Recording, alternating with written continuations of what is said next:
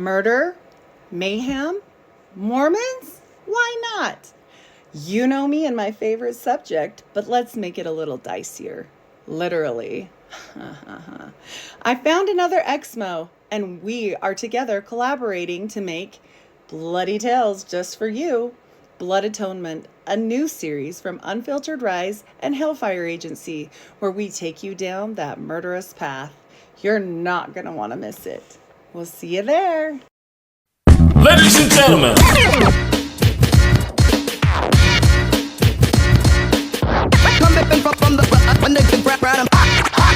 Johnny, it takes you five.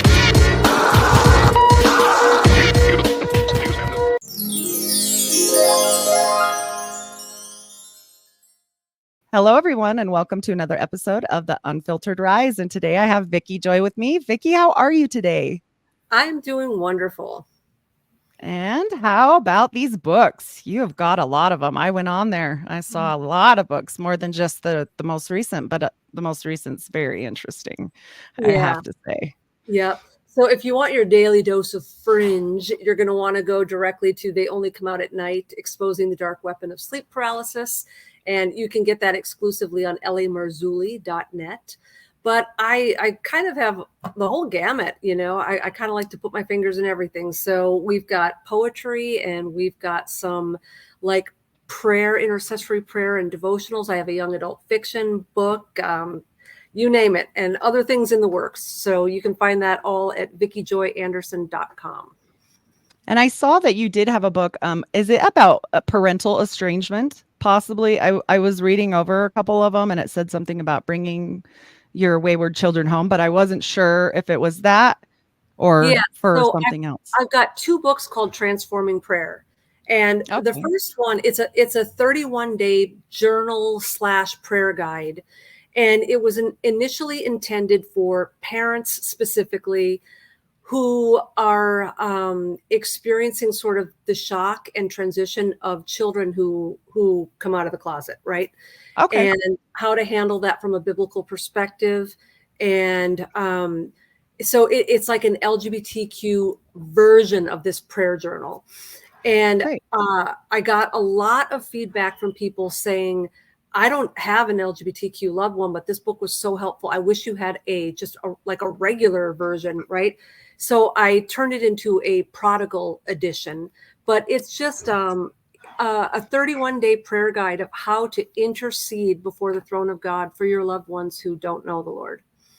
Well, I am going to want to hit you up for a copy of that for sure. If I could get a signed one, I'd be happy to pay for it, but I'd love a signed one. But I have a prodigal daughter and a gay daughter, so they're not the same person. There's two different ones. And my prodigal daughter is not prodigal per se that she's living a bad life. She's not. She's a good person and everything, but she has decided we are not good people. And she has, in essence, divorced our family. And it's a hard divorce. It's a no contact, no phone, no Facebook, no nothing. She's my daughter that has a baby. I have missed every important milestone in her adult life. So it's been rough because we were best friends. We were like the best of friends. Yeah. We never fought when she was young. Like normal stuff, like you came home late or don't talk to me that way, stuff like that. And was I a yeller? For sure. Did not have the patience that I have in my saved life that I understand a lot more now. Am I sorry for things? I think every parent has regret, no matter what you do, of course, you know. But I did the best I could with what I had. I didn't have a lot growing up. My parents were unavailable, is a good word. Not that they didn't love me. They did love me. I did feel love. But so that's been a really hard situation. And then we did have our 18-year-old daughter come out as gay a couple years ago, but we have handled it pretty much. I would still like to read it, but I tell everyone on this podcast and otherwise, you cannot be so judgmental that you do not love your children past whatever they choose to do. I don't care if my kid was a murderer, and I pray God that I never have to know that pain. I would still go see my kid. That's still your child. Like, I look at Ted Bundy's mom because I do some stuff with murder too. I only do it on Mormon murderers because that's the only crossover I do because I want to keep true to my podcast. But anyway, I look at his mom, and even though she wasn't perfect, far from it, and their family wasn't either, you can see the love on that woman and just the utter despair. I mean, it is so sad. And he's not the only one. That's just one of many, you know. So when I say, and I'm not comparing her sin to murder, obviously, but you know, you just have to be there. You just have to be their parents and love them anyway. Yeah. Like, that's what we do. There's nothing else. Prayer, you know, commune in prayer with her father, which I do. We always encourage, but we never discourage because that just doesn't get you anywhere. You know, Yeah. we don't want to say you're a bad person or something. They have perfectly orchestrated this agenda, and the stuff that we're seeing in the culture now, it's come at this time because what we had to have before this part of the agenda was decades of the word love being redefined. And we've had that ever since the 60s. And we no longer, not really even in the church, we don't fully know what love means because love is a difficult, hard thing. There's risk, there's hurt, there's sacrifice, there's pain. Like love isn't all just the honeymoon. And when you get an entire culture to not understand what love is anymore, and you start grooming them to be narcissistic, and then you start the slippery. We have groomed all of our children narcissistic, I feel, at this point. Synonyms. If love and tolerance become synonyms, which look in a dictionary, they have nothing to do with each other. So now we have a place in our culture where tolerance is the new love. And then this is when they bring out the Anana, Queen of Heaven agenda. And these people are geniuses. They know exactly what they're doing. Yes. Yep. I agree. And it's so hard because, like, as a parent that has gone through multitudes of things with our kids, we've gone through rebellion. We've gone through, you know, the kids doing, you know, whatever with the other situation, leaving, completely abandoning, hurting, you know, living their best life. Honestly, so narcissistic. Even if you are sorry, even if you do want to have a talk about it, I don't care because my therapist says I need to go live my best life. Amazing. Perfect. Good. Great. You know, I mean, and these are people in the church, in a church. They are very active in a Baptist church. And my husband always says he is not a godly man because a godly man would encourage her to heal her family. It always talks about in the Bible, not, you know, leaving your parents when they're older, not forsaking them, not doing these kinds of things. And, you know, it's weird. And it's hurt her brothers and sisters. I think I could deal with the hurt, but the pain that it's caused my mom, my kids, my little daughter was like 5 when this started.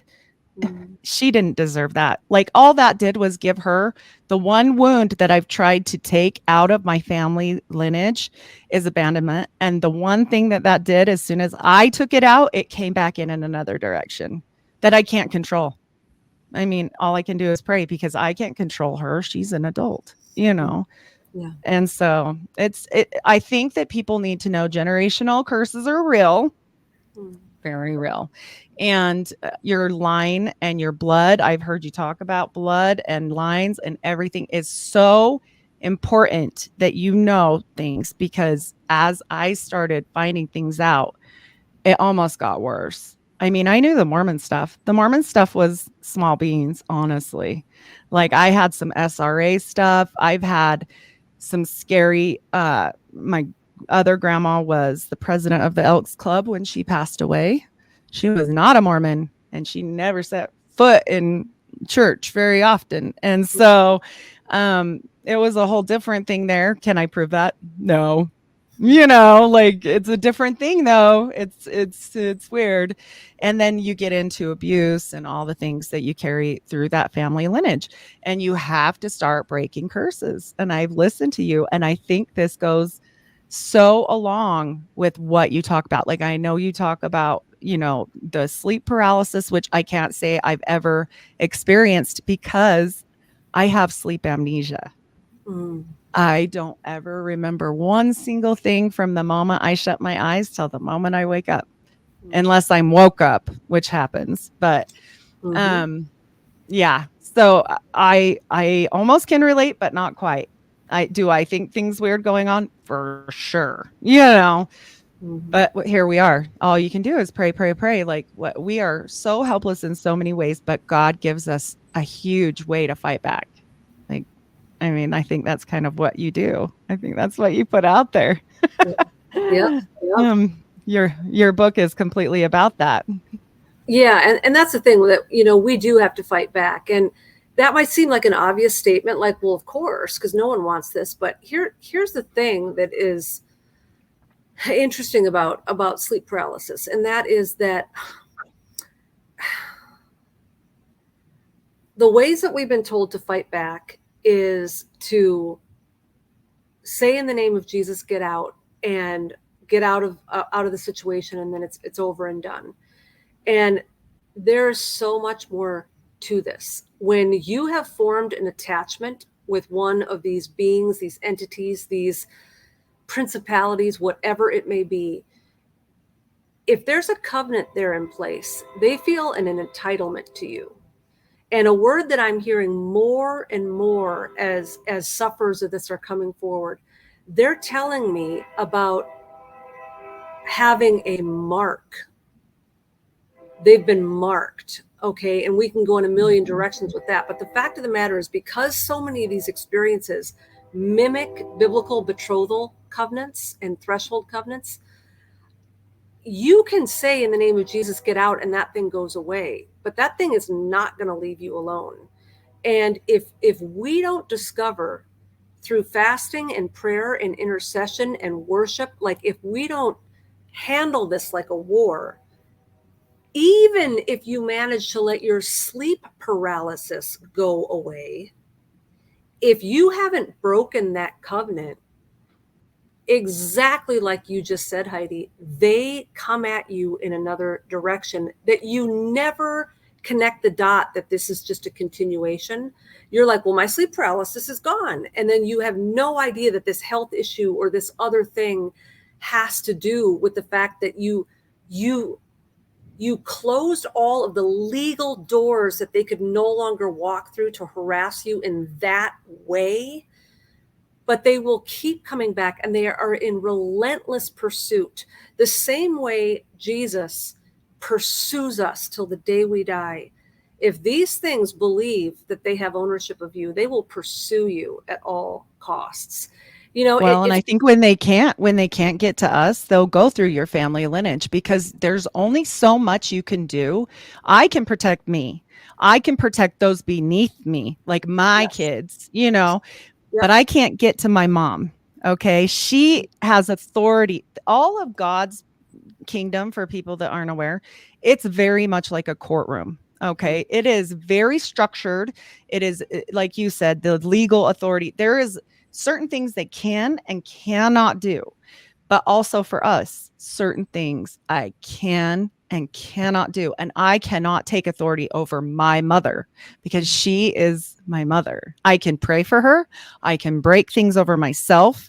I can break that line, but I cannot fix that, nor will I forsake her. So here we are, right? So it gets hairy because it's worse when I think I know. I've tried. And Yeah. I've tried with her too. And she does believe, and she's a very good believer. But I do believe there's something in there that allows them to pester her. Well, I know what it is. My brother died and she can't let it go. My brother overdosed about 7 years ago, which is why I took a drastic turn in my whole life. At that point, I was a nurse. I'm a nurse, but I became a mental health nurse because I couldn't help him, but maybe I can help some other people, And so I do drug and alcohol rehab. It's painful, but I know I'm supposed to be there. I know maybe my story can help somebody else get clean, maybe. I mean, so she can't. It's the spirit of death, and I can feel it. And I feel sad, like, because I understand it, as a mother, we get it. I mean, like, I get it. I can see her hurt and pain. Like, there's nothing you can do to fix it either. Like, it has to be in her time. And sometimes we can't do that, but we can arm ourselves. I mean, we're not helpless and hopeless, I don't Right. know. Well, and this brings up a good point too. A lot of times when people have paranormal activity, they want to find a parallel. So when you're looking for the source, well, if really scary paranormal things are happening to me, I must have opened the door because I watch all these horror movies, or I play these violent video games, or I played with the Ouija board once, or, I read that black magic book, or I've got this, souvenir in my home that might have come from a third world country where they worship another god. And there's not always a direct parallel. Just because scary paranormal things are happening to you, it doesn't mean that the door that opened it was the door that said scary paranormal, right?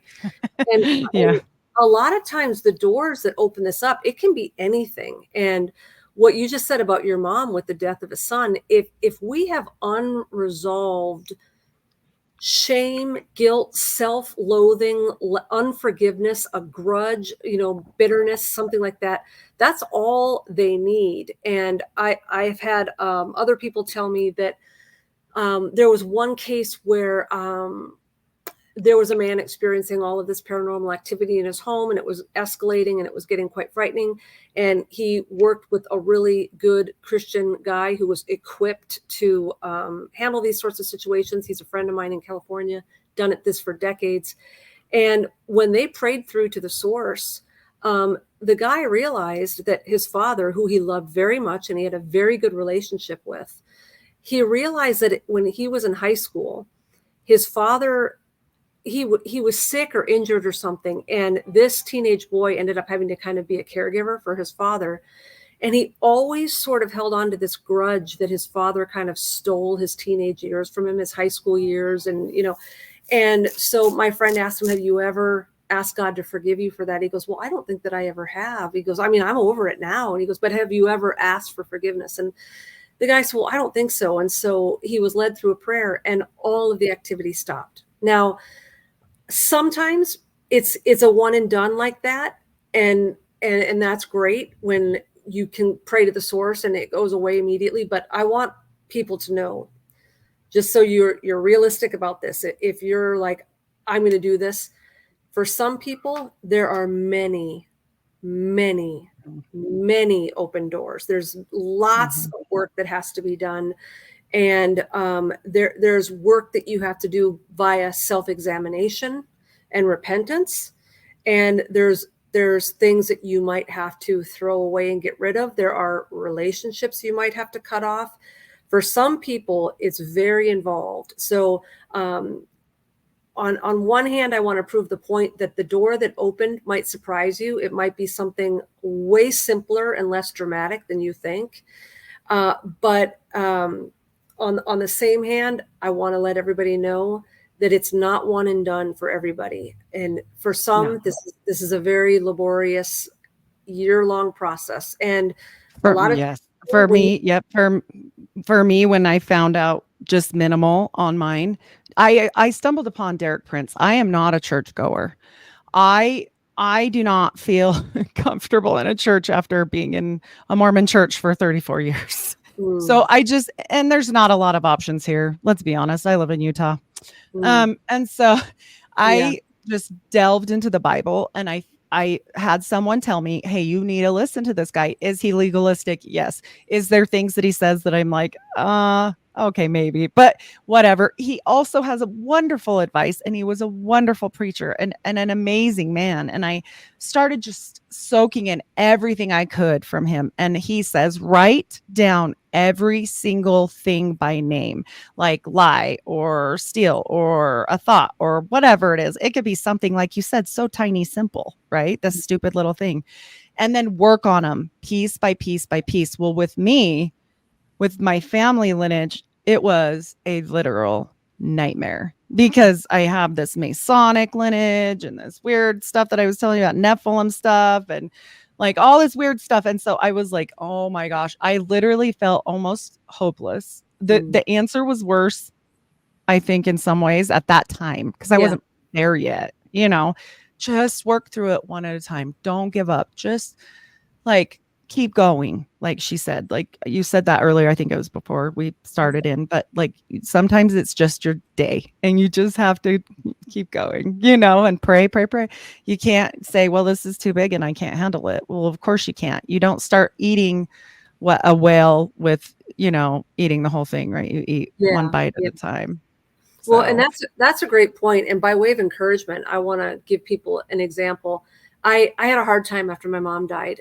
We were BFFs, and I kind of had all my eggs in one basket. As a somewhat introverted, private person, she was my one go-to. So when she passed away, it's not that I didn't have a bunch of wonderful people in my life who love me, who I could have went to, but with me, when you go through trauma, there's a lot of safety issues. It's not even a trust issue. It's you have to feel safe. I have to know this person is not going to misunderstand me. They're not going to lecture me. They're not going to shame me for the way I feel. And so I was kind of in this place of vulnerability after my mom died. And I mean, I had the grief bad for quite a while, and I couldn't read my Bible. It was just, I had the brain fog. The grief brain was so bad. And then I had a whole bunch of guilt and shame on top of it. And it was just this snowball effect. And pretty much the only thing I could pray for a couple of years is, God help me, God help me, God help. Like literally, that's all I was doing. But at one point I confided in a friend, and I was like, I have to get back on track. I've been in the fetal position in the triage unit for way too long. I've got to get myself up. I don't even know where to start. And I'm thinking in my mind, like, I got to get back to where I was when I was at full capacity. And my friend told me, she said, this is the way you shut the devil up. You get up every morning. She goes, pick a psalm, pick like Psalm 91, just pick one psalm. When you get up in the morning, read that one psalm, close your Bible, and then you tell the devil, I read my Bible today. Okay. And I was like, oh, what? Because, in the past, it's like, you're like, that's not enough. Yeah. you're taking Bible study, you're taking Greek. And I'm like, read one. So I know. Right. Well, so anyway, I took her advice, not feeling real hopeful. But here is the beauty of the mustard seed of faith. Here's the beauty of taking the one baby step, that it has momentum. Like once you take the baby step, God and Jesus become like that mom and dad were on the beach. They grab their kid and like you're walking with them, but your feet really aren't on the ground and you're going at their speed. And so over the course of the next 2 years, reading one psalm a day turned into memorizing the psalm, turned into meditating on the psalm, turned into turning the psalm into a worship song and getting my guitar back out and dusting it off and getting back into songwriting, which turned into reading more, blah, blah, blah, blah, blah. Fast forward now, it's been 11 years since my mom died.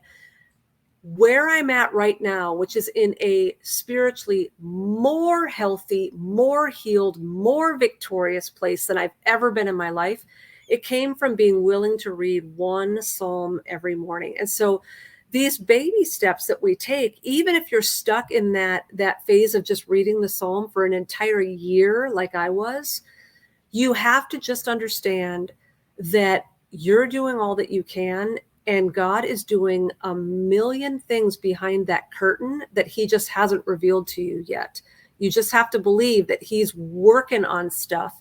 He'll reveal it when it's ready. But there are all sorts of hoops that we can jump through, and we can overcomplicate it and we can over spiritualize it. But the fact of the matter is, if you've got someone who's in trauma or they're in distress or they're a targeted individual and they're being harassed, they do not have the brain and heart capacity to, read theological tomes this big. And you've got to just meet them where they're at and not put this, entire curriculum on them as to what they need to do to, get fixed.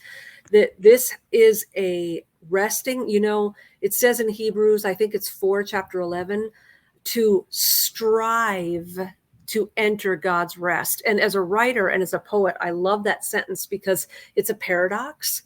Striving is it's a gut wrenching. I'm in boot camp and I'm sweating, and strive for rest. Strive for rest. What? And so you have to understand that the way God has it designed, when you get true rest, and I'm not talking about all this new age meditating and taking deep breaths in altered states of consciousness. I mean rest.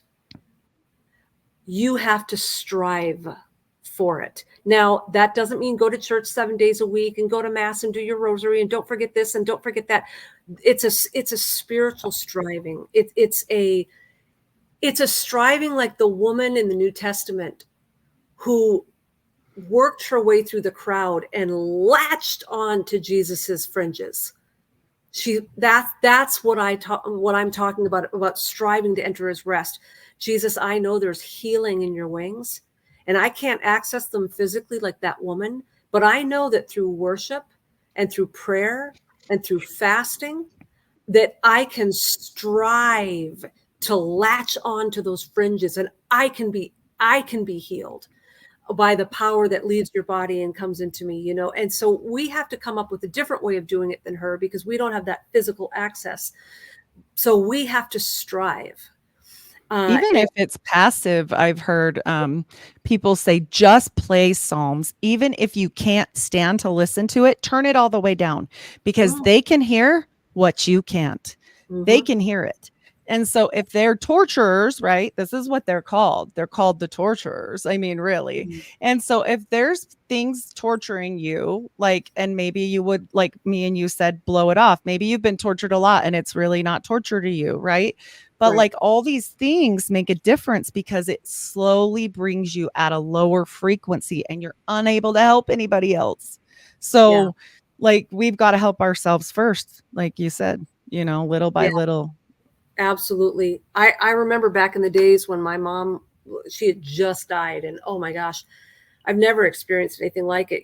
I have always been quick on my feet, and I've always been able to get myself out of scrapes by thinking fast and being clever. Like when I got bullied in school, the way that I was able to evade my captors was I could very quickly shoot something back and humiliate them. And I got really too good at sarcasm, and I had to really work on that as I got older, because it was hurting people it's one thing to you got really good at it. it's one thing to smack back at someone who's actually attacking you. It's a different thing when they're not. But all that to say that when my mom died, that capacity to my brain utterly failed me, and I'm like, oh, I got nothing. My only piece of armor is I'm buck naked here, right? And so I remember just kind of sitting there almost comatose, and I just, if you've been through it, and I know a lot of people listening have been through it, if you've been through that dark night of the soul,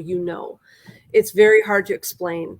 But I remember one night, as I was trying to sleep, the passage in the Old Testament came to mind that Saul was being grieved by a spirit that God sent to harass him, basically. And David came in and played the harp, and the spirit left him. And so I found just this thing on iTunes, and it was just one acoustic harp, no orchestration, no lyrics. And it was just kind of like one note plucked at a time, playing different hymns, right? And this was the one time of my day where I would have some relief from the terror and the confusion. It would relieve me. Now, it didn't fix everything. Everything didn't go away. Everything didn't go away for years, but there is something to frequency. Now you can take that too far and you can get into some extremely dangerous new age things that opens doors. So you've got to be careful. But I think that there is something about worship that is extremely powerful. I don't know for a fact that demons are really frightened they're going to stop their operation in mid-March because you've got K-Love playing on the radio. I don't think they're really too afraid of contemporary Christian music. I don't, But if in the midst of your terror or your trauma or your pain, as you're in your brain, you are literally asking, why are you doing this to me, God? You're powerful. Why are you? If in the midst of that, you can muster a praise song out of your own vocal cords, it is like having a 50 caliber weapon. And I can tell you this by experience. But the caveat, Heidi, unfortunately, is when you're in those moments where your face is in the dirt and the enemy's boot is on your neck, it is really hard. It takes an act of excruciatingly self-disciplined focus to praise the God that you know could rescue you and is choosing in that moment not to. And maybe the reason he's choosing in that moment not to is to teach you about the weapons that you have that you don't know you have. Mm-hmm.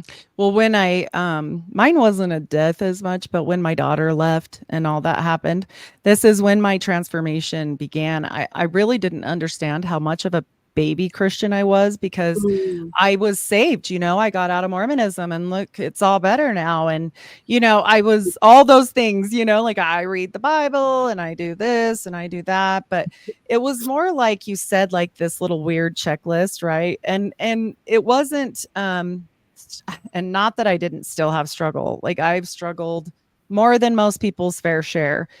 But for some reason, when that happened with my daughter, I don't know that I've ever despaired like that. Like I did a little when my brother died, but also I always had comfort that like, okay, well, he's with God, and there was 7 deaths that year. And it was too much. It was like, literally by the time my grandma died that year, I was kind of like, it's fine because she was old and she wanted to be with my grandpa. Like I was just done.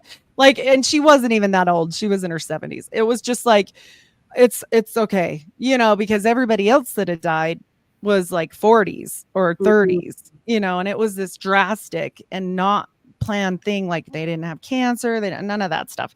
So, I mean, you didn't have any preparation. And so by the time that was all said and done, I thought, oh, I finally make it through this, and then this happens with my daughter. And I don't think I had been suicidal as a kid a couple times, but I also didn't understand exactly what that meant. I just knew that that was something that had been a coping mechanism in my house. So like, you kind of identify with that, but like, or I was just helpless. I felt because I was so young, like you really do feel helpless as a kid. So I understood that, but this was different. This was like, I don't want to kill myself, but I definitely don't want to be alive. Right. Yes. And then I wasn't any help to anyone. Like I've got all these other kids here. That was my oldest child. She's on her own. Like none of this, these other people should have been more important, right? These little people that I still have to raise and all this stuff. And better. You really do. And you're trying to get it together. Like you said, you're in this fetal position and better. You got to do things, but you like can't. Or you do what you can until everybody leaves and fall completely apart by yourself. Cause that's my motif, like don't let anybody see that. So then I'm like, okay, so I'm completely flipped out. And that is when my transformation happened and I truly found the meat of God. Like it was not by choice. I think he was like, you're just not coming fast enough. And not that he was punishing me or anything. I think that the end times are so quickly upon us that he was like, listen, I need some things from you and you're not doing the things, so we got to speed this up somehow. Not that he caused that, not that it was just a tool, right? God doesn't cause that. Like that's and all I could do was say, you know what? Job didn't lose one child. He lost all his children. And though Job was restored, he lost them all in one day and he was restored. But those children, no matter how many children you have, are not the children you lost. That doesn't matter. So he wasn't fully restored. And people forget that because a lot of times people will say, well, Job was fully restored. I'm like, not really. Right. His wife was a new wife. His kids were new kids. These are different things and you have to understand that. And like you said, you don't really get over it, but you learn. You're growing from it, right? Like nobody's going to replace your mom. Nothing's going to change what you went through there. But like you now understand this is where I'm at and this is what I need to do to help me little at a time. Yeah, But absolutely. Hebrews 12 is a good place to go if that's the place that you're in. It talks about the difference, between judgment and punishment and the discipline of the Lord, which comes because he's our father and he loves us. We discipline our children because we don't want them to grow up into narcissistic brats. And so discipline is always coming from a place of love. I need to raise this child up to be equipped and successful and loved. And so when God disciplines us, it's not any sort of retribution. And I remember reading Hebrews 12 in the midst of my absolute agony of my mom dying. And I wrote a poem about it, and I called it Love Letter from God. And if you can read Hebrews 12 in the midst of pain and the carpet being pulled completely out of you, and there's no way for God to fix this. I'm not going to see my mom again until I die. She's not coming back from the dead. He's not going to give me what I want. Like I have to cope with the fact that I have gotten a no, and I've gotten a final no. And I read Hebrews 12, and probably because the Spirit of God allowed me to see it through eternal lenses, I thought, I feel like I just got a love letter from God telling me I am going to use this situation to make you more like my son. And for some reason, in the midst of my pain, that was extremely comforting to me. And, I don't know a lot of people that are going to read Hebrews 12 in the midst of a dark night of their soul and go like, oh, cool, that's what's going on. I feel better. But, I look back at that whole thing, and it's just, to me, it pinpoints, it's a pin in the map, because it took me 5 to 8 years to get fully through that dark night. I mean, I was getting better each year, but for about 5 years, I was down for the count. But that part is just a pin in the map for me that shows, even though I did not feel his presence at all, that was evidence to me that he was there and he was speaking to me. And so I think that's why that's so special to me. So Hebrews 12, that's a good passage to study and put your stake in before you have the dark night of the soul, because it's probably not going to be comforting to you in the dark night. But if you can read that and meditate on it, and it can become true to you, if and when you go through that dark night of the soul, that will be an anchor for you.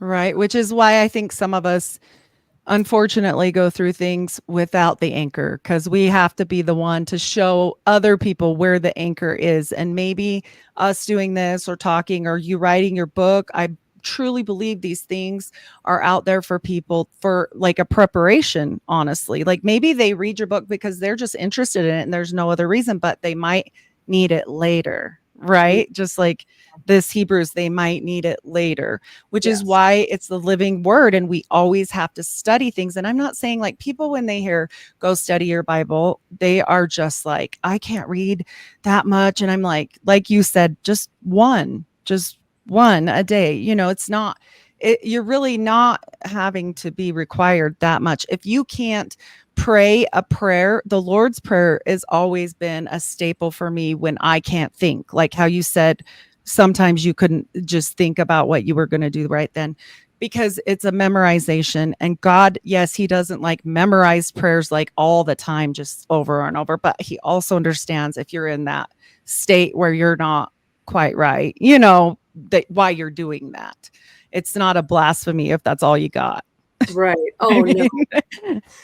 Absolutely. God doesn't appreciate the Pharisaical prayers anyway. And what's fascinating is Psalm 91, it's been over 4 years now. We're 2 months into year 5 for me, and I have not come to the end of that one psalm. Even if you're only focusing on one chapter of scripture, you'll never come to the end of it. I keep finding new hidden pearls, and recently, I think even last month, I did a podcast with Bo Kennedy over at The Bump, and we did the whole podcast on Psalm 91 because we both love it.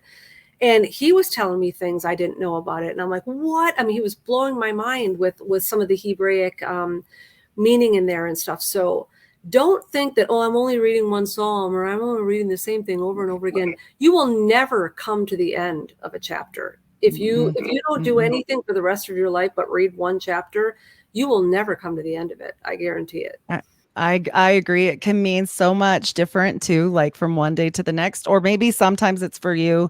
And the next time you read it, you're like, man, I really got to tell this to so-and-so, or sometimes you're the messenger, sometimes you're the receiver, sometimes whatever it is.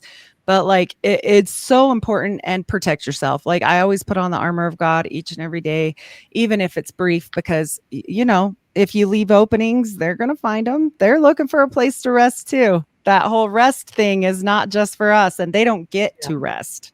They don't get to work to rest until they find a place to rest, and they don't come alone either.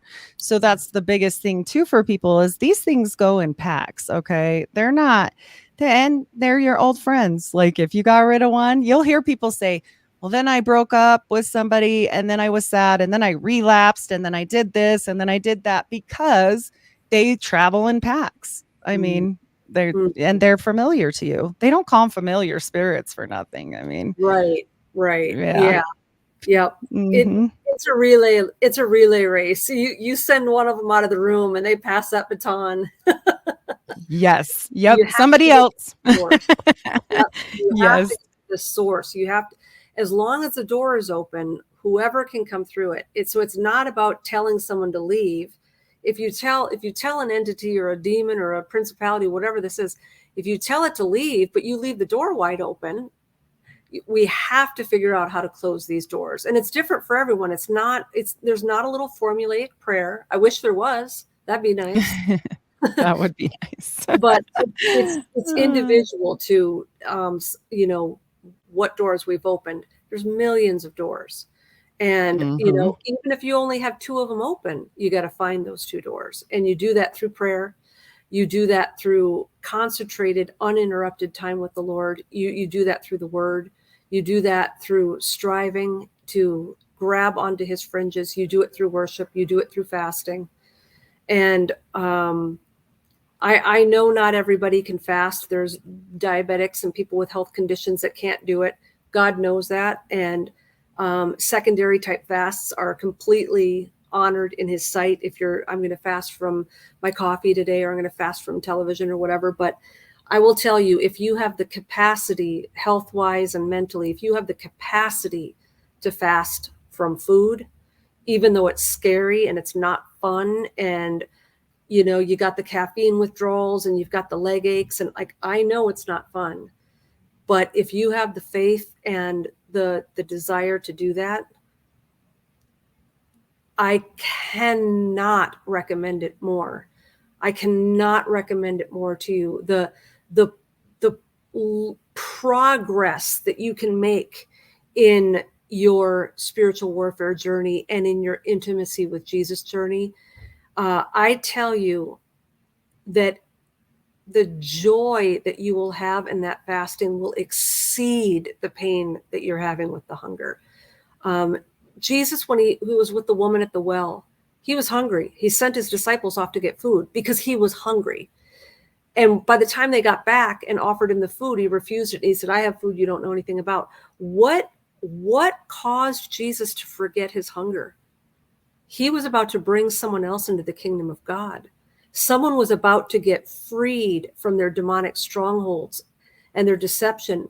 And he was so adrenalized by the idea that someone was going to be healed that day that he is like, I don't even care about the food anymore. And I guarantee you, when you fast, you will experience that same thing. Don't pass up praying about this. Don't pass up considering this because you're afraid, or you think it's going to be painful, or you're going to have to tell a bunch of people, or your coworkers are going to think this or that.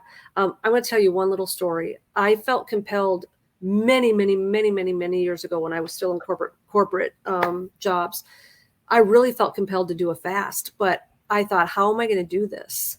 Because I eat at a lunch table in a cafeteria with all these gals, and I'm not going to get away with coming there with a glass of water and not eating, for several days. Like, they're going to all ask and question me. And, you're kind of supposed to keep these things private. And that's the type of thing that would keep someone then from fasting. Like, well, I can't do it because of this. Well, I'd have to take a week off of work to do it. I can't do that. And I decided to put God to the test because I really felt he was telling me to do it. And I prayed and I said, God, will you make it invisible to the ladies in the lunchroom? Will they not even notice that I'm not eating? I pray that no one would make a comment. I pray no one would even notice. And I completed that entire fast, and not one woman at that cafeteria asked me why I wasn't eating. Which, I mean, hey, we're women. We talk about food, right? We like, are you on a diet? Well, what? One comment, I didn't see side-eye looks between them.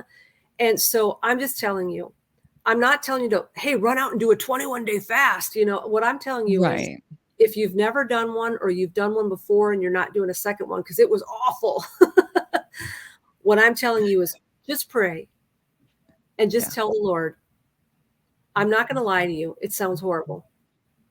But if you want me to, I'm willing. And this is why we need to be willing, Heidi. The enemy is a thief and a liar, and he steals every good gift God has in mind for us if he can. And I'm telling you that there are gifts and treasures that will not only last you to the end of your life, but will have a ripple effect after you die on your children and your grandchildren that will come through fasting. And if you don't do it because you're scared, or you don't want to be hungry, or it doesn't sound fun, or your coworkers will laugh at you, or whatever, if you don't do it, Satan will steal every last bit of that from you. And my motive for fasting, Heidi, is I've got all these motives for doing it.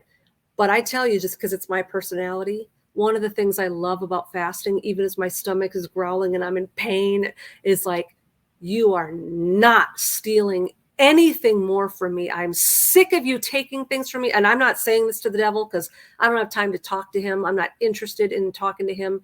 But in my heart of hearts, what gives me delight when I fast is knowing that that little clown can't steal something from me, a treasure that God has for me, that he's going to give me, that I will only get through fasting, and the faith and the perseverance and the self-discipline that it takes to do that.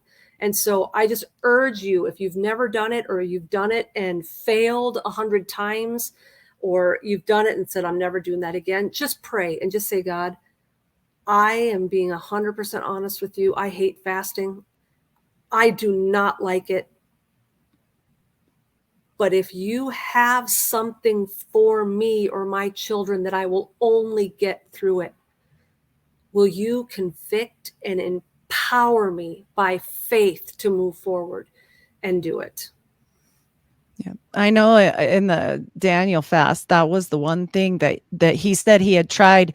He was like, where have you been? And then the guy was like, the angel said, I couldn't get by. You finally helped me. Like, I'm battling the Prince of Persia over here, and you don't know. And then it makes so much more sense when you think about it that way, because we never think that we can help. You know what I mean? Like, we put it all on God. Like, you've got to do all this because you're the one. And we don't feel like we have anything to do with it, but we do, And so that story tells us that it was kind of the part of that, at the end, like, hey, you have a part of this too, even though you feel completely helpless in the matter and you're outnumbered and matched and everything. But I mean, we don't look at it like that. I think it's really hard for us in the modern day to look at that. I have something to add. Oh, I'm just a mom. That was my thing with the podcast. I was like, I'm just a mom. Nobody's going to want to listen to me. And this is stupid, And then when I did it, people were like, no, I understand. I relate. And that's the point. But like, you don't think that, because of course you're not going to think like that. Most people don't. Some people do, but some people are more, self sure. That's a Yeah. good word. Yeah. Some people are over self-sure, but I love that. You know, sometimes when I'm praying or I'm interceding or worshiping, I like to envision in my mind, kind of fictionalize in my mind, because I don't know what's going on. But I like to picture in my mind that even though I'm sitting here, you know, just banging some song out on my acoustic and singing off key, and, you know, to me, this is all I know is what's in front of me. But I like to envision in my mind what might be going on behind the veil as I'm doing this. Like, even if it's just Jesus leaning forward on his throne a little bit and bending his ear and smiling, even if it's just that, that's incredible. Like, right. that would be so fantastic. But other times, as we're interceding or we're praying or we're fasting, I mean, have you ever noticed how many military terms are in scripture? Other times, like Daniel, when we're praying or we're fasting or we're worshiping, entire battalions of soldiers might be getting their orders. We just don't know. And we sit here blindly. And I think it's good that we don't know the effect of our prayers and our worship, because we're wired in the flesh to want the praise of man. And we're wired in the flesh to feel like I did that. And if we knew the kind of things that were happening in the background because of our prayers and our fasting and our worship, we would be instantly so arrogant we would destroy ourselves. So we have to be blinded from it. We can't know. It would Right. be helpful. But to just know when you're doing those things that real things are being set in motion behind the veil, and that's the part we play in this seed war. You know, in Ephesians 6:12, we realize that there are principalities and powers in the heavenly places that are at war with us. There's two kingdoms at war for the scepter, and our part in this is what we do with the prayer and the fasting and the intercession and the worship. And if the only time you ever worship is when you're at church and someone puts something up on the screen and you're expected to do it, or if your sole definition of worship is flipping on a Christian CD or a Christian playlist, you have yet to discover, you have yet to plummet the depths of what worship means when it is coming out of your own throat. There is such power in that. Don't limit it to Sunday morning. No, definitely not. And with the sleep paralysis stuff, I find it interesting as a nurse.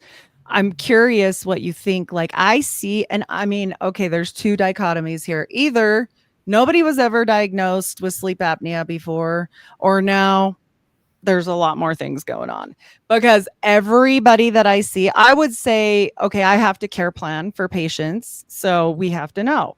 So I would say 1 in 4 patients have it now.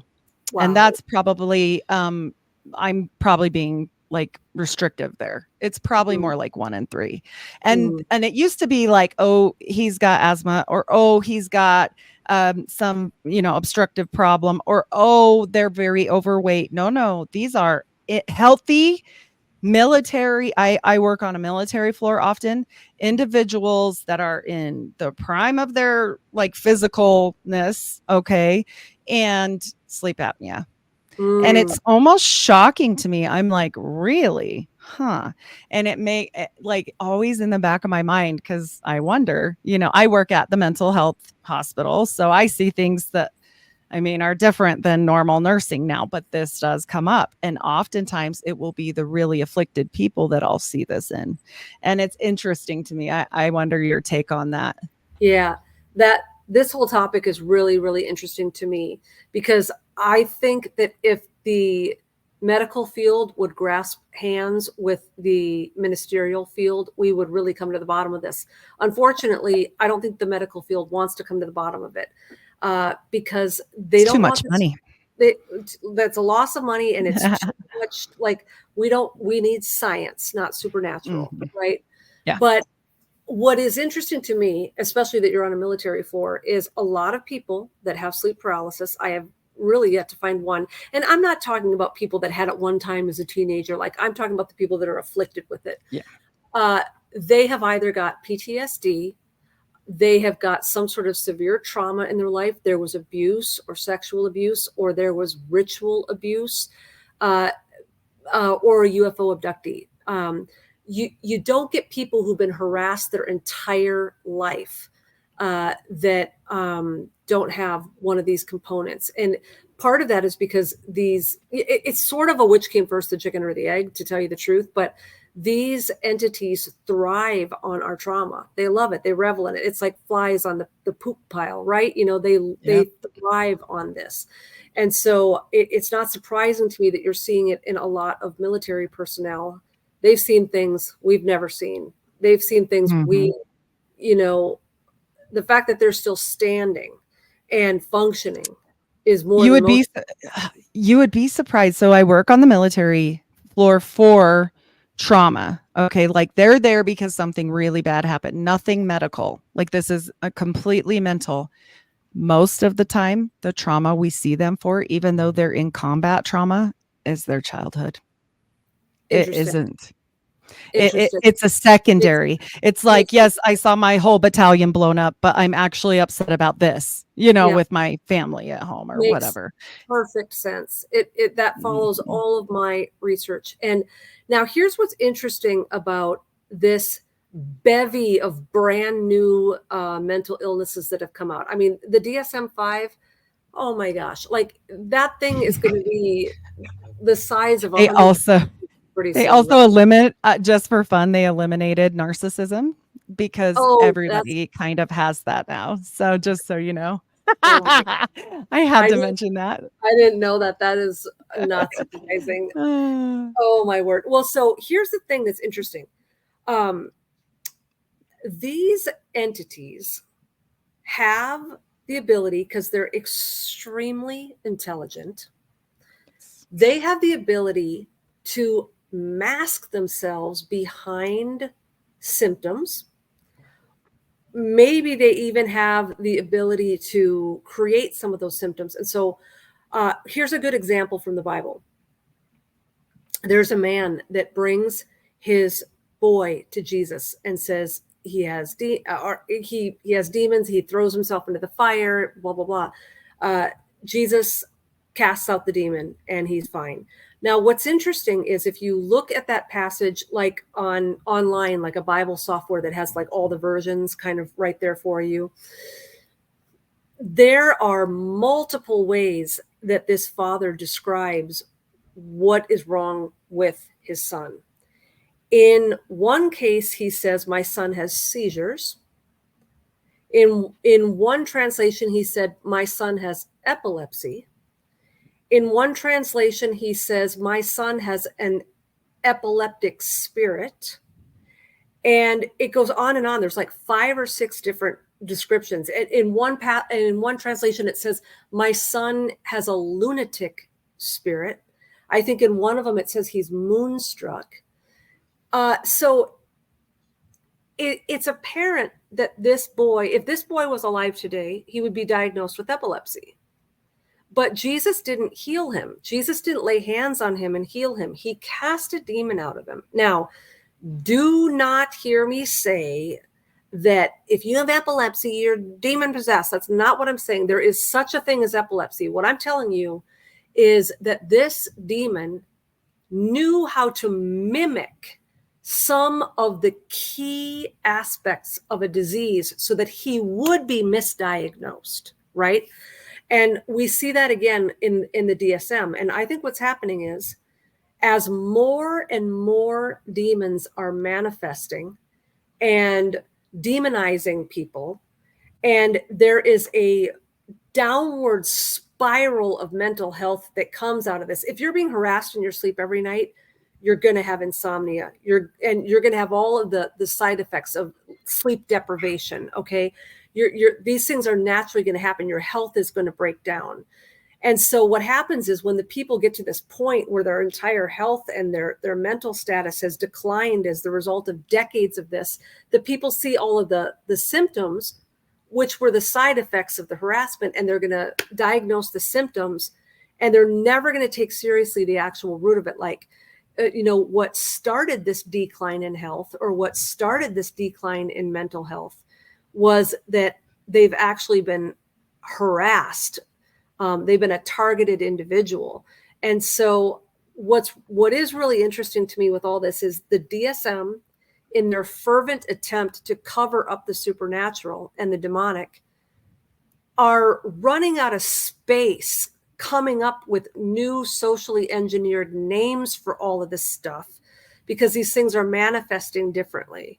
Now, that doesn't mean I don't believe in mental health, and I don't believe that there's people out there that are genuinely schizophrenic or genuinely have, mania or whatever.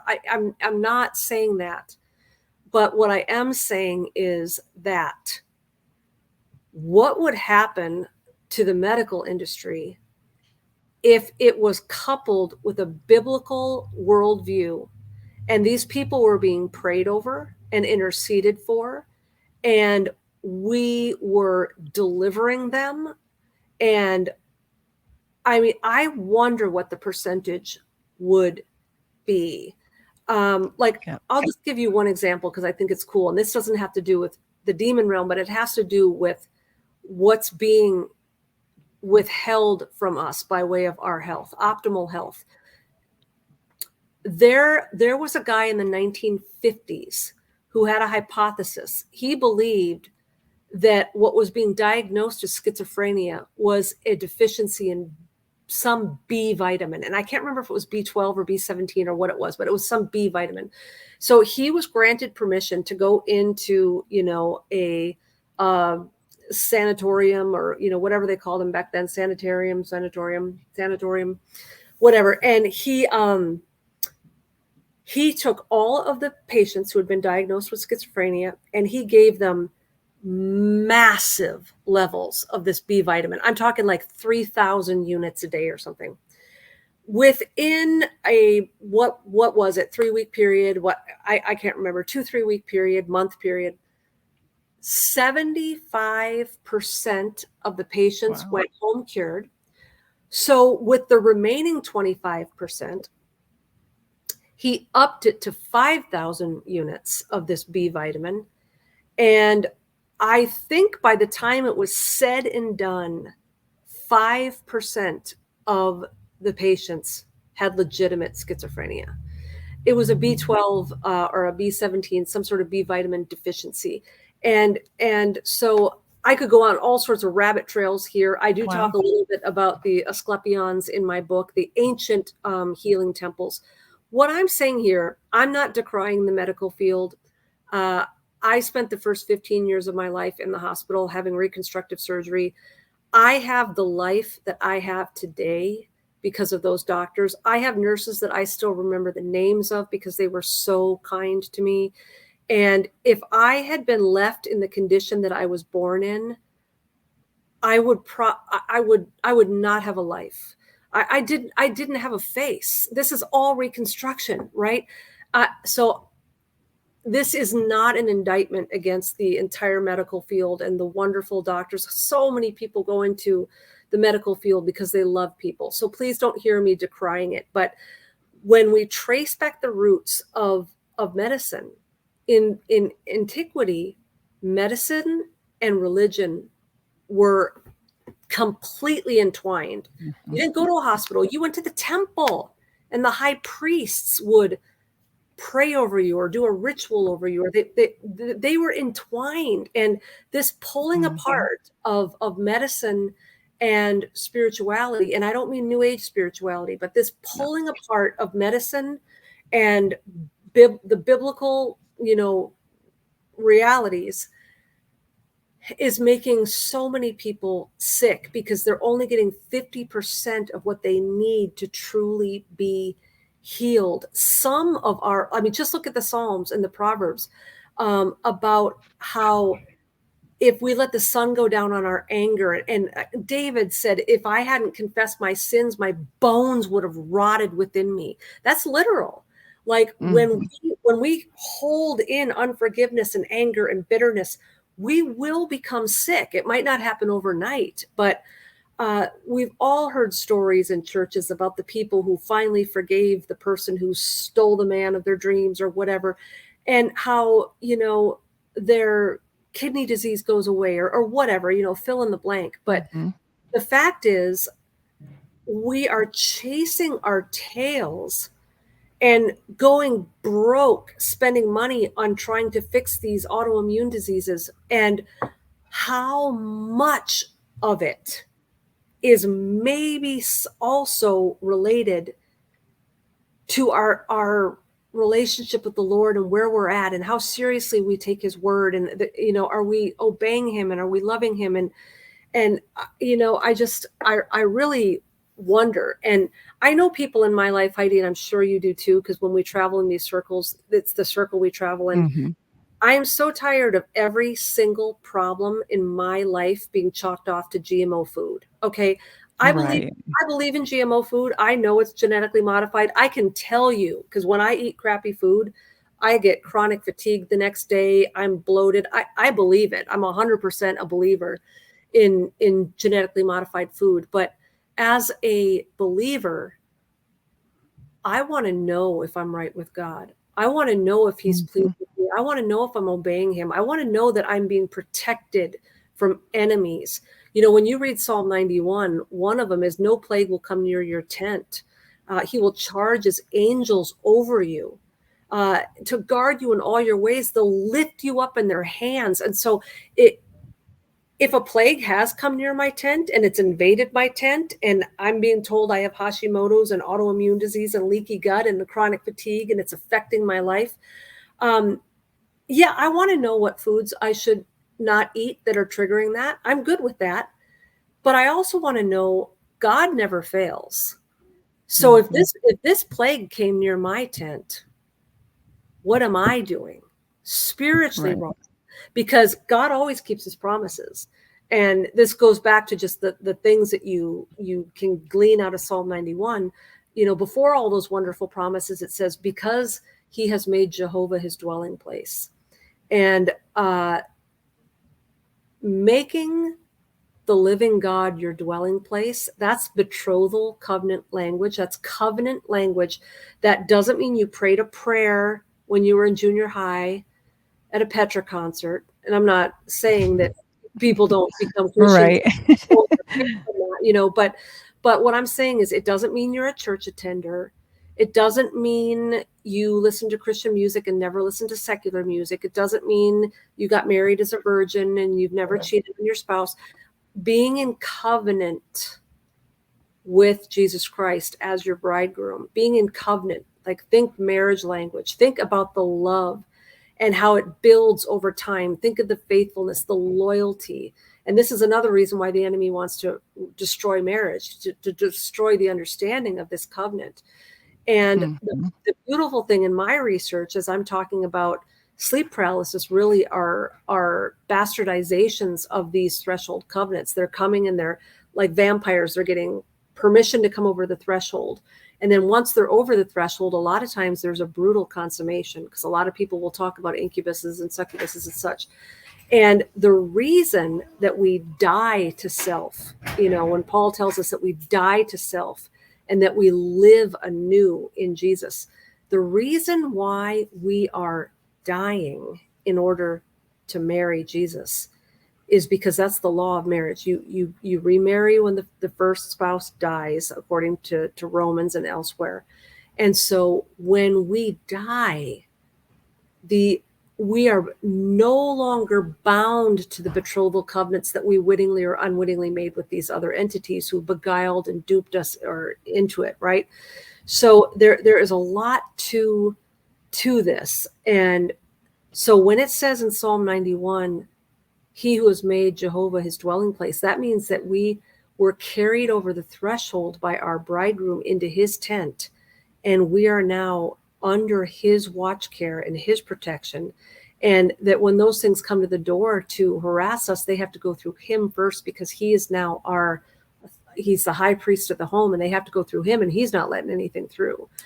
And so Right. that's why this stuff is important. And so just to kind of tie it back into the medical stuff, if you're like me and you are exhausted with the health advice and all the misinformation on the internet, and you've tried everything and you're drinking all this gross, disgusting stuff, and you're down to the point where all you can eat is like the grass you've picked from your yard and water. I mean, like, seriously, there is a point where we have to also incorporate into our healing.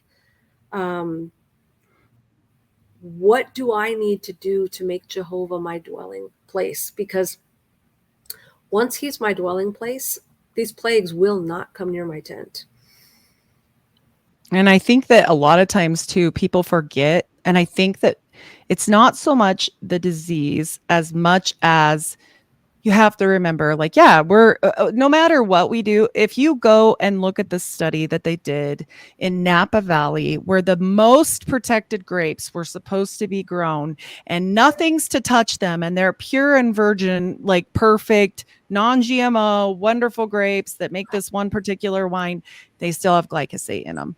Oh, It's it's irreversible, and it's just is. So this is what I tell people all the time. Why does God want us to pray over our food? Because we know that it is probably not what 100% it should be, or what it was intended to be. And I don't think there's anything short of a time machine that can fix that, because of the things that they've done. It's in the soil. It's in the, it's just everywhere. And there's, even if they outlaw everything that's bad tomorrow, I promise you, even if you buy every single thing that's organic, you're probably still eating something that's tainted in some way. And I think you're 100% right on. So I always say, first of all, pray over your food, salt your food. There's a whole lot of talk about salting food in the Bible. That doesn't mean make your food so disgustingly salty that, and it doesn't also mean like buy the crap. I think you've got to get natural on the salt thing. Okay. Like, I don't think it can just be anything, but I think that's important. And you know, one funny thing that my husband, when he lived with his mom, and he still ate crappy, he eats crappy now. He gets to look like he looks, and he eats naughty. And I get to look like I look, and I eat far better. But when he moved in and we got married and everything, I cook different, and I cook at home. Now, does that mean my ingredients are far better than the restaurant down the street or the Costco stuff? I don't know, but I know this: he had extremely high cholesterol when we got married, almost to the point, which some of that's genetic, that they wanted to put him on something, because he's a bodybuilder. Like, he goes to the gym almost more than he goes to work. Okay. I think he goes to work 4 and 5 days a week. Sometimes he goes to the gym 6 and 7 days a week. So, I mean, he's always there, and he looks like it. But inside, he had high blood pressure. He had all these things. Well, my inside, I don't look like he looks. I go to the gym too, 5 days a week. I do what I can, because I have multiple health problems, but I still do what I can, and I go. I have excessively high good cholesterol and all these things. So, like, we eat the same stuff, you know? So I'm like, okay, you know, I hope when you're at work, you're praying over your food. I hope this, I hope that. Like, you know, think about what you're doing, and these little things like that on top of prayer. Like, I'm sorry, but like, sometimes when I see people, and I can like, I can feel it now, because it's different now. I can tell when somebody is truly struggling with an actual mental problem, with schizophrenics alone. We'll just say schizophrenics, not everyone. And when they are afflicted, and you can tell, and they do hate me. It's like an instantaneous hate. Like, and I'm praying over them in my mind. I can't do it out loud because I'll get in trouble, but I do it internally. And I mean, it is like, they know, like, and I didn't talk to them, you know, and I have been attacked at work, all kinds of things. Now I'm more careful, and I pray for protection, and then I pray more for them.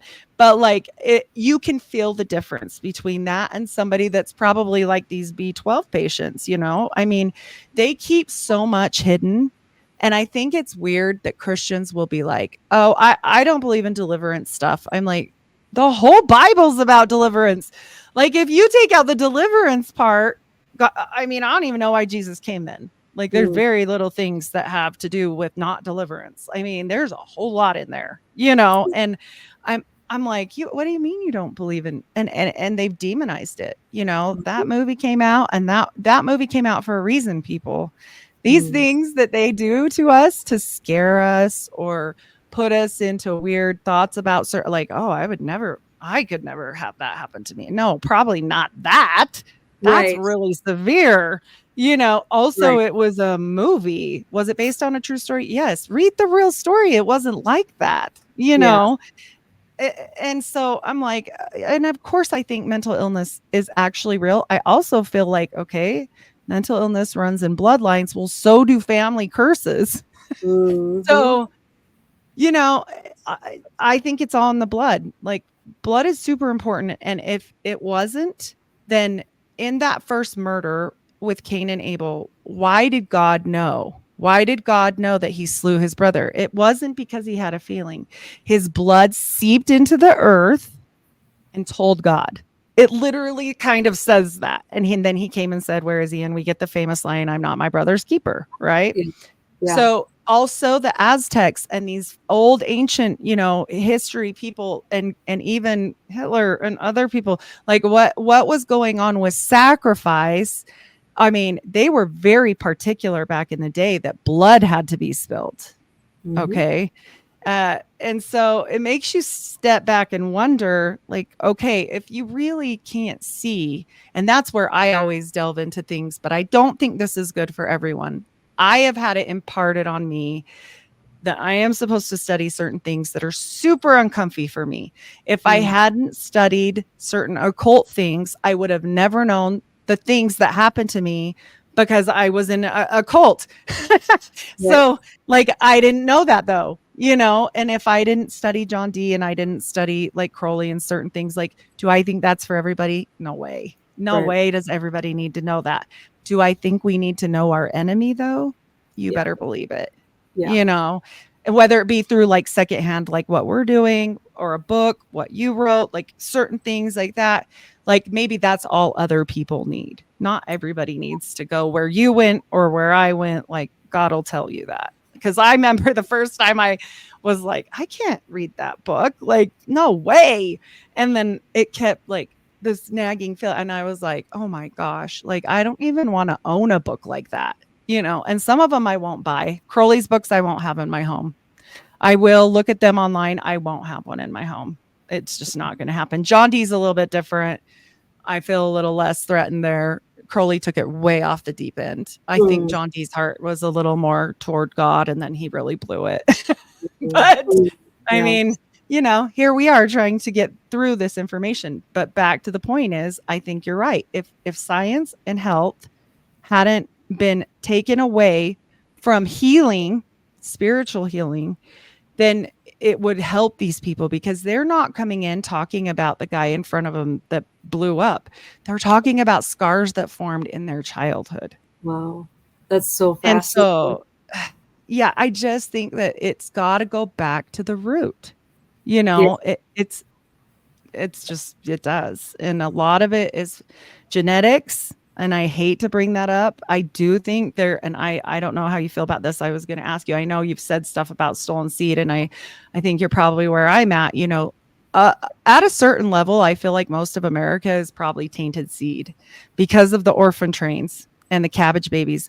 Like, people laugh about the cabbage babies. That's why I have this silly little thing up, but um, it's not silly. When people hear about the orphan trains, they're like, well, people's kids, you know, they were just there because their parents died. I'm like, 250,000. Like, when you tell people the stats, I'm like, that's insane.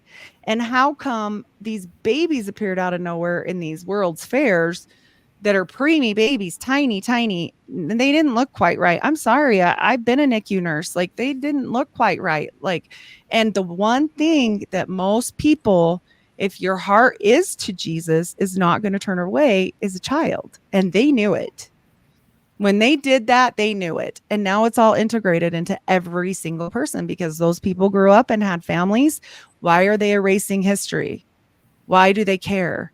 Because if you follow it back far enough, you understand that they figured out cloning in India clear back in the olden days with Diana of Ephesus. This is old. And why does India have so many people in it? And like, they don't have like kids like we do, that like the Mormons. There's not 7, 8 kids in each family. Like, really? And they still are the most overpopulated country. And I'm like, but why? Nobody wants to talk about that. Why did Steve Jobs get his information imparted to him from some guy that lived in a cave in India that didn't have parents? That was the exact quote. And I'm like, what do you mean? Like, didn't ever have parents? Like, that's weird. Yeah. But then you're crazy, so I don't know how you feel about that, like with the whole integration of I feel like it's Nephilim stuff, like I really do. I mean, if they can keep that lady's cancer pap smear slide and all these years off of one scraping of tissue, still use it for technology. Pap smear slides are tiny. What can they do with bigger things? Where do our tissue go when we have surgery? Where do all the hysterectomy patients' eggs and things go when they have to have that done? Where does all this stuff go when you donate blood? Like, really? What are they doing? Because it goes through somewhere else before it ends up back to the hospital. I know that. They don't just do it. Yeah, they don't. I mean, if it's an emergency, but we order it all from the Red Cross. It's not like they do it right there. They're not making you blood, unit. It's already packaged. It's labeled. It's numbered. Barcoded. Like this is stuff that you kind of sit back and go, how? I mean, what's really going on? I don't know how you feel about that. Yeah. No, I think we're pretty much fully integrated at this point, and it goes all the way back to Genesis. Your seed will have enmity with her seed. So we're told right then and there that there is going to be a seed war. In other words, who is going to populate the earth? The seed of the serpent or the seed of man and woman who were told to be fruitful and multiply? It was the mandate of the created man to be fruitful and multiply. You fill the earth, man. So we've got this idea now in the last several decades that we're overpopulated and we have to have Planned Parenthood and we have to not have as many kids, and that is for no other reason that we are in a race with another seed to populate this place. And it's not that they don't want this place fully populated. They do. They just don't want it populated with the deplorable offspring, right?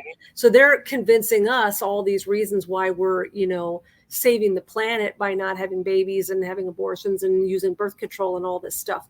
And look at Elon Musk and all those people that have a whole grip of kids, Yeah, right. Well, but he's allowed to, right. because if you're on the right, family line, you are allowed to be fruitful. The point isn't that if there's too many people, the ozone layer is gonna, implode the whole planet. God knew what he was doing when he made this place. He sees into the future. He knows all things. He's omniscient. He's sovereign. He foresaw every single thing that our technology and our industry would do to this planet. He didn't this isn't IKEA, you guys, where there's 10 extra screws at the end and you didn't know what to do with it.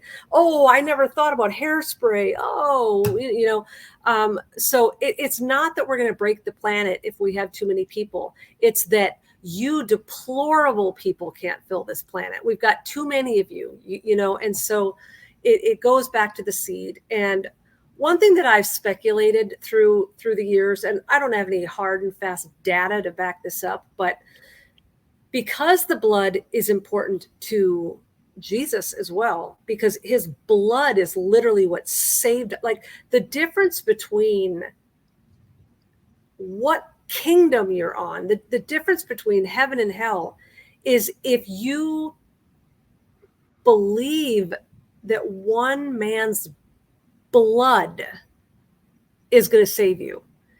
So what I have mused about, because I believe like you, I think all of us, through thousands and thousands of years of procreation and fornication and people all over the map with everybody, it's run amok, and you have messed with everyone's DNA.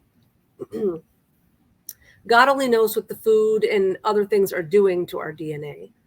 So I really don't, I look at Noah in the days of Noah. He was perfect in his generations. There was one guy on that boat, right? His family. Mhm. There was one dude. I'm going to put you in a boat because you haven't been tainted by all this Nephilim blood. How he escaped that, I don't know.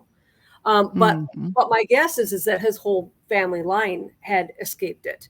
And the only reason he was the only one on the boat is because everyone before him had passed away. So that God preserved that family line. And so to get to my point about what I have mused through the years is there some sort of spiritual, cosmic, but very literal blood transfusion going on when we die to the old self and we come to the new and we're adopted as high priests in the kingdom? Is there a supernatural, literal blood transfusion? Like, yes, if I go and I get my blood drawn, they'll tell me I'm A or AB or whatever. It's not like they're going to go, oh, you've got Jesus blood. Like, it's not going to be anything like Yeah. that. But when the crap hits the fan and they start introducing technology that interacts with us on a cellular level, will our bodies utterly reject it because it is made to interact with blood that we don't have? And we're not Yes. going to know it. And so at that point, I don't think that we will figure it out until the end times, whenever that's Yeah. going to be. But I do think, because, I mean, blood is gory. A lot of people get queasy. They don't want to look at it. Mhm. When you look at the Bible and you look at Jesus and you look at the fruits of the Spirit, love, joy, peace, patience, and everybody, has Jesus in this role of just this sweet, kind, wonderful, loving, give me a hug, sit on my lap, little kid, but the entire pinnacle of what every single thing hinges on is blood. I mean, you've got to admit this is bizarre. And for those of us who Yep. are raised in the church, we don't think anything of it because we sing hymns about his blood. How weird is that we are singing worship songs about blood? Right. That's weird. Right. And some people will say that's their very reason, like, oh, that's, weird. And this is, what I'm always talking about what we did in the temple back when I went through, and that it's all, for the dead, necromancy. They're like, well, so is your Jesus stuff. And I'm like, that's not the same thing. Like, and I mean, of course, people that don't want to believe the way I believe, they're going to argue that, and that's fine. They can do what they want to with it.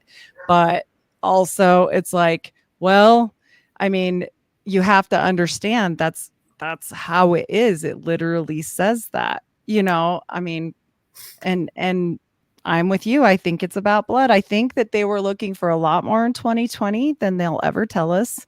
I think the gene of ISIS was very important and covered over immediately. I think CRISPR technology was pretty hushed up fast, and then that guy was dead. I think that there's a lot of stuff going on, and the things that people don't know and don't realize is that Hitler just wasn't killing only Jews. He was looking at measurements for eye teeth. He was looking at measurements of certain things on people, and that's very interesting. Hair color, eye color, teeth. Like, they made it seem racist, but it wasn't exactly the race that was the issue, because Yeah. you and I both know there's the Nephilim that are dark and the Nephilim that are light.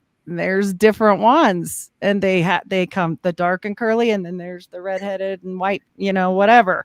And I'm like, this stuff came from somewhere. Like you can't just say it went away. Do I think that they have the capability to take genes from a very tiny person and mix that with genes that they possibly have kept over the years when they've got one pap smear from a lady from 1950 something? You better believe I do. Mm-hmm. Like, oh yeah, absolutely. Yeah. And when people talk about like DARPA and HARP and all these things and these organizations and the geoengineering of the weather and whatnot, the only thing people tend to say is like, oh, it has to do, with depopulation and whatnot. No, what happens every time they orchestrate one of these false flags and there's mass destruction to an area? The Red Cross comes out and asks you to donate blood. And then because we're compassionate people, mm-hmm. How much blood have they gotten in their banks since, let's say 2001, wink, wink? How much blood Right. from Katrina and New York? How much blood did they get? So Mm-hmm. maybe this is about destruction. Maybe this is so that they can rebuild, the super cities. Maybe this is about depopulation. But maybe every time destruction is reaped on planet Earth, we run by the millions and we donate blood. And we know that blood is used in rituals, which Mm-hmm. are conjure and open portals and bring enemy. Yes. You have no idea. And I mean, I had a dad that was, he worked for a very large corporation, a Fortune 50 corporation his entire life. I won't say who, but it worked in the medical and pharmaceutical type of things. And so my dad has always been way ahead of the curve. I mean, I remember in the Mm-hmm. 70s him talking about Roswell and the JFK and he was always way ahead of the stuff. So because of his 28 years of, knowledge from this company, I was raised in a home from the get-go where unless your life depends on it, which in my case was Mm-hmm. my surgeries and stuff, it Right. did. And he said, you don't give your DNA to anyone. And you Mm-hmm. don't hand it out. And, and I was in the hospital for 15 years getting surgeries and stuff. And so I know my blood's out there. Right. And even a lot of these astral experiences that I have, not by my choice. I was talking to a friend of mine who is an SRA survivor and very much in the know, very healed, very lucid, very integrated. And I had called him once and told him about this astral experience. It was just over the top. It was just so surreal. And he said, Vic, they can't bring you there unless they have your blood. And I'm like, dang it, And so I pray over it, Heidi. I mean, I didn't lose any sleep. Yeah. I was because I'm like you. Yeah, I've had to have multiple. Yep. In the name of Jesus, yes. destroy those blood samples, lose them, Mm-hmm. delete me out of their little system. Like, let them forget my name. Like, God can take care of this. So I'm not losing any sleep over it. But Right. With all of this going on, it's just they're not up to what they're telling us they're up to. No way. And, so anyway, I just think it's a tragedy that. And no judgment on the people that have done it because this is what they're good at. This is what they're good at. They tricking human beings is like taking candy from a baby. Mm-hmm. Now there's a trend where we send in a DNA sample to find out who our relatives were. And I know we're all interested. Right. I know. And hey, if you've been adopted or there's someone I get it. I totally understand. Right. But it does make me wonder, what are they doing with that stuff? Mm-hmm. Are you throwing that chip away? I think they're looking for something. I think what you said before is the bloodline thing. They're looking for those that have more of a concentration than other people. And I think, two things. I think they're keeping them for whatever purpose nefarious later too. Because I'm sure with the cancer ladies pap smear thing, they didn't think about that in the capacity that it's used now. But Yeah. I mean, they do these things. And I think that there is certain communities that have certain traits. And I do think Utah is a really concentrated place because I think that the Mormons had some knowledge. I really do. And I think Yeah. he got it. I don't think he made that story up. I think he channeled. And I think it's no difference than, okay, Muhammad and Gabriel right there. He was imparted information, wrote a book, became a religion. John Dee wrote a book, became many religions. Crowley wrote a book, it became a religion. Joseph Smith wrote a book, it became a religion. Jack Parsons wrote a book, helped write with L. Ron Hubbard. It became a religion, and people still go, well, that doesn't have anything to do with it. Okay, but they're worried about wearing eyeliner, and I'm like, this is the least of your worries. Like this is not the problem. We use angel technology every single day. If you have a Yes. phone, if Yep. you have a furnace, if you Yep. own a home, we're not even supposed to own anything. So, like, it's pointless. We're Yeah. here now. We're stuck in this thing that it is. We just have Yep. to do our best to live the way we can, and like you said, put yourself into it, engulf yourself in it, whether it's food, whether it's your mind, whether it's your neighbor. Pray, pray, pray, pray, pray. Like, I'm sure he's just sick of me. Like, I mean, he's probably like, this girl never shuts up, which I don't. But that's all we have. We have Yeah. to arm ourselves, really, and Absolutely. share.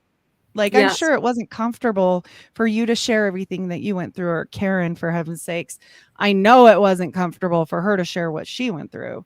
Yeah. I don't love sharing always what I went through. I always worry about, am I going to hurt my family by talking about, am I going to hurt this? But it's been told to me, this is what you're going to do. And Yeah. so this is what I do. But like, I don't think that anybody really, we don't get paid a whole bunch for this. There is no earth reward, really. Right. This is a different reward. And I Yep. feel that. And not everybody has to do that either. Sometimes Yep. your mission is to just be the best at what you're doing today. Like being, like you said in one of your podcasts, like being the best dad you can be. You told this one guy, and I was like, yeah, exactly. Some people are meant for all different things, and Yep. you'll know if you keep close to Absolutely. God. Yeah. Absolutely. We are all different parts of the body. And, even the parts of the body that people think are of lesser value, we all know from the surgeries Yes. that we've had, you pull one thing out of that body and you'll never function the same again. Everything is vital. And I mean, you ever had a hangnail? How can something Yeah. like be such a nuisance? Like Right. every single thing like that, coagulates our blood or digests our food, everything is important. Even if Mhm. you're one of those weird internal organs that people don't even get to see. That don't care. Yeah. Or, oh, your spleen doesn't do it. You don't need your spleen. Yeah, let's just take that appendix out. Yeah. And Fine. the enemy wants to convince all of us Christians that we're appendixes. You look at how many, you're in ministry as well, Heidi. How many emails do you get from believers who feel condemned because they're not doing enough? And you know what drives me crazy is when I get letters from moms and dads, their husbands and fathers, or their wives and mothers, and it's this email about how they're not doing enough, and I should be like you, and I should be writing books and being on podcasts and all this stuff. And I'm like, you are doing the most important thing on the entire planet. You are raising up a next generation. You could have thousands of people in heaven someday just because you raise these children this way. And that's just another lie of the enemy. And that's where we have to get Babylon out of our head, because that's what Babylon thinks. Yes. That's their measure of self-worth. And so, well, and ministry isn't like, yes, I'm on this podcast because I was, that was put on my heart, but also I am minister at the grocery store. You would be shocked, especially after 2020, how far a smile will go. Tell people. And if you don't do a podcast, but you love a certain podcast, or you love a certain minister, or you love a certain book or whatever, share with people. Say, oh, I listened to this today and it was wonderful. It's so easy, but that was a destruction on purpose because they don't want us doing that No. anymore, especially in America. Other countries are not like that. Yeah. I visit other countries sometimes, and then one thing they always say, I knew you were an American. And I said, why is that? And they said, not because of how you look. You actually look Scandinavian, but you smile so much. Huh. And I was like, that's weird. And Wow. they're like, yeah, nobody. And you can see it. They don't smile at it. They don't engage. They don't look at each other. They're all in their own little spot. And I think that was an intricate part of the whole 6 feet apart. And the funny thing is 6 feet apart is also how much apart you stand when you're in the OTO and you're doing certain rituals. They know that. It's all about something, and whether or not you want to believe it, like if you guys think it's all hokey and weird and you don't even believe in any of that, it doesn't matter. They do. Yeah. Yeah. That's what I try to tell people all the time too. It's so important that they're better off if you don't believe it. It doesn't matter if not one human being on all of Earth believed it. If every single one of us rolled our eyes and said that's stupid, they're still doing it. It's not stopping them from what they're doing. The same way if every single human being on planet Earth believed that God didn't exist or that Jesus didn't die or Jesus isn't God, it doesn't matter. These cosmic forces in the heavenly realms, they're going to do what they do and accomplish their purposes, whether anyone down here believes it or knows it or cares. Nope. So, nope. and it doesn't matter about the majority. Statistics don't matter. I mean, how many people were on the outside of the boat and how many people were on the inside of the boat, with Noah? And I'm telling you, I would have rather been with the minority in that case. And so this whole mind control thing that they have over us, where as long as 20 professors from MIT said it, now it's a fact. No, majority rules. What a stupid phrase. Yeah. And how much do they find out later that they were like, oops, sorry, we were wrong. Yeah. Sorry about it. I mean, they don't even usually say sorry. Yeah. So it just gets quietly shoved underneath a rug. So we have to really arm ourselves. I think that is the biggest thing. And also know your worth. I think that there's 2 ways it goes right now.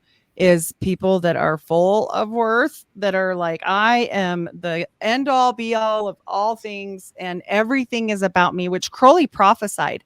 He literally said that everyone would become a star, and here we are. So I'm sorry, people, but I use Instagram and Facebook and these things to get this kind of stuff out and a lot of things of my family. But am I on there trying to be an Instagram model? No. It's not. I don't care, really. I have to have pictures up so people know my face, so when I talk to other people, but it's just it's like, if I didn't have this wouldn't be that wouldn't be a thing. I wouldn't even have a picture without my husband in it or my kids in it or my dog in it or doing something, whatever. But it's very, narcissistic. People want to just say that's a word. That was a person. Look at where these things trace back. That was an entity, actually. Yeah. So, we have to remember there's that end, or there's people that feel like they're nothing. And it's horrible. I'm like, I don't know which one is worse, because the people are attacked on both ends. Either you're completely shut off to everything, or you are open to everything. And I'm just like, we got to find a way to put back Christ in our hearts, but also in who we are.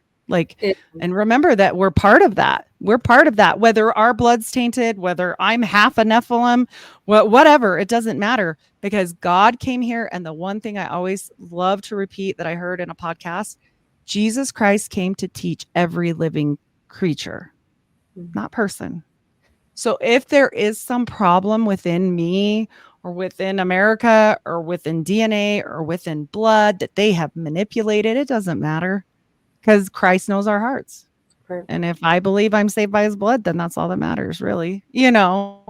I mean, there's more, but you get what I'm saying with that. I'm not one just accept it and then that's all. But That's a whole nother conversation for another day, I'm sure.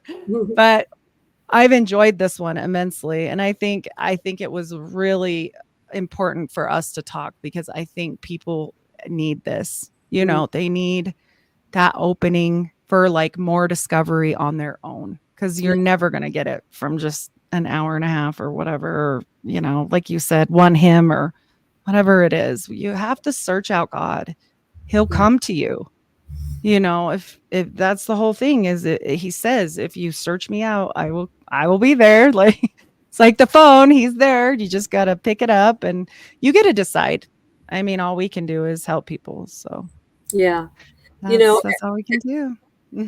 everybody loves Jeremiah 29:11. You know, for I know the plans I have for you, says the Lord, plans to prosper you and not to harm you, plans to give you hope in the future. Like, we all love that, because those are all things not only that we want, but that we always feel kind of slipping through our fingers, and that we don't know for sure. But if you continue on reading, it says, if you seek me, you will find me, if you seek me with your whole heart. So that's a huge if. That means you're not going to find me if you don't do that.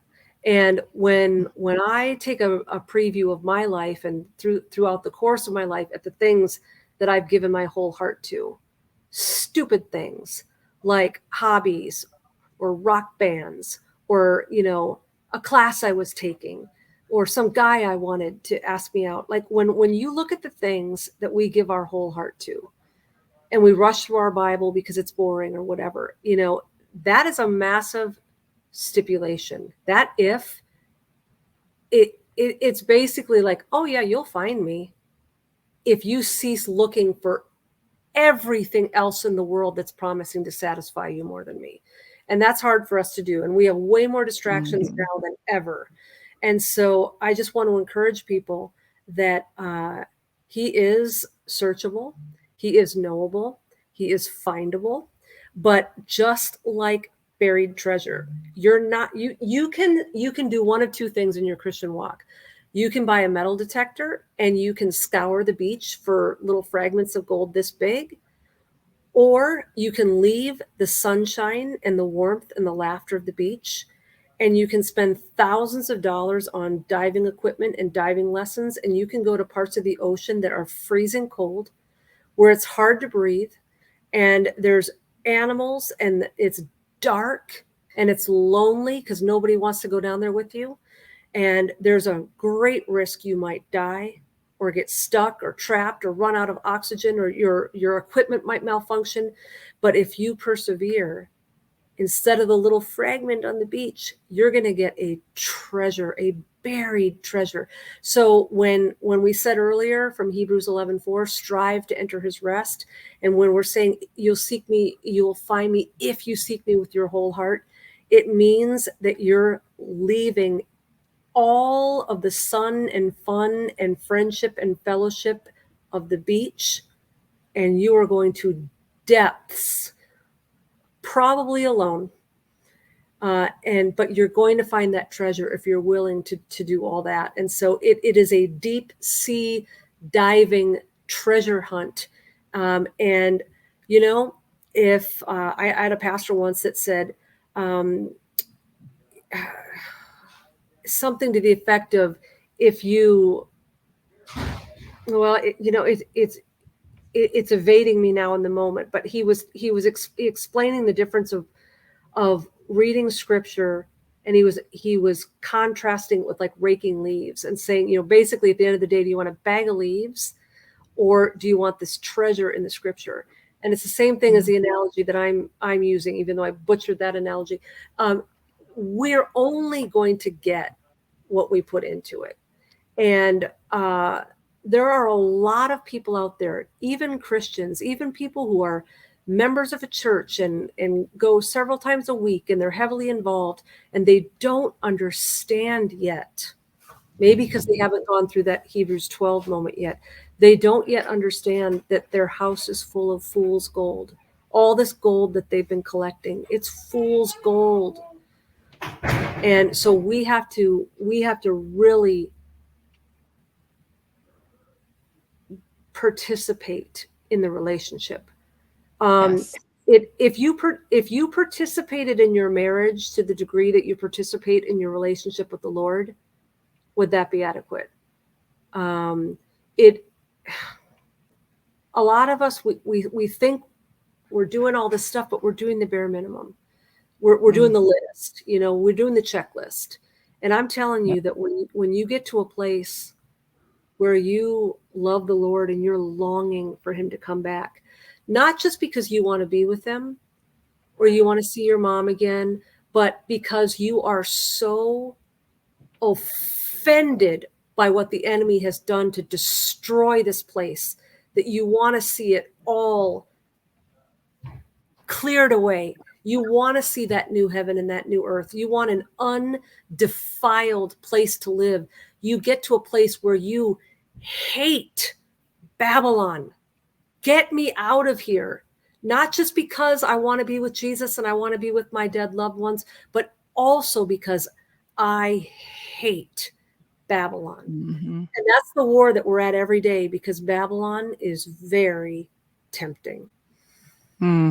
It's like being in prison. You can't really leave, but you can choose what you do while you're there. Some people go to school and become like great things for when, and some people never even get out and still have that. It's still an accomplishment for them.